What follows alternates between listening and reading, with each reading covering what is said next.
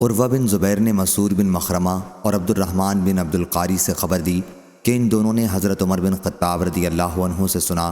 انہوں نے کہا کہ میں نے ہشام بن حکیم بن حزام رضی اللہ عنہ کو رسول اللہ صلی اللہ علیہ وسلم کی زندگی میں سورہ فرقان پڑھتے سنا۔ میں ان کی قرأت کو غور سے سننے لگا تو معلوم ہوا کہ وہ ایسے بہت سے طریقوں میں تلاوت کر رہے تھے جنہیں رسول اللہ صلی اللہ علیہ وسلم نے ہمیں نہیں سکھایا تھا۔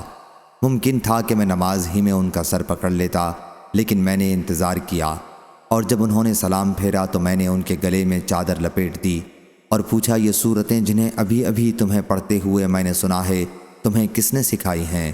انہوں نے کہا کہ مجھے اس طرح ان صورتوں کو رسول کریم صلی اللہ علیہ وسلم نے سکھایا ہے۔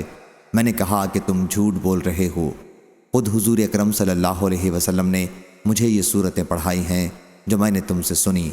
میں انہیں کھینچتے ہوئے آپ صلی اللہ علیہ وسلم کی خدمت میں حاضر ہوا اور عرض کیا، یا رسول اللہ صلی اللہ علیہ وسلم، میں نے خود سنا کہ یہ شخص سورہ فرقان ایسی قرأت سے پڑھ رہا تھا جس کی تعلیم آپ صلی اللہ علیہ وسلم نے ہمیں نہیں دی ہے۔ آپ صلی اللہ علیہ وسلم مجھے بھی سورہ فرقان پڑھا چکے ہیں۔ حضرت صلی اللہ علیہ وسلم نے فرمایا، ہشام پڑھ کر سناؤ۔ انہوں نے اسی طرح اس کی قرأت کی جس طرح میں ان سے سن چکا تھا۔ آپ صلی اللہ علیہ وسلم نے فرمایا، اسی طرح یہ صورت نازل ہوئی ہے۔ پھر آپ صلی اللہ علیہ وسلم نے فرمایا، عمر اب تم پڑھو۔ میں نے بھی اسی طرح قرأت کی جس طرح حضرت صلی اللہ علیہ وسلم نے مجھے سکھایا تھا۔ آپ صلی اللہ علیہ وسلم نے فرمایا، اسی طرح یہ صورت نازل ہوئی تھی۔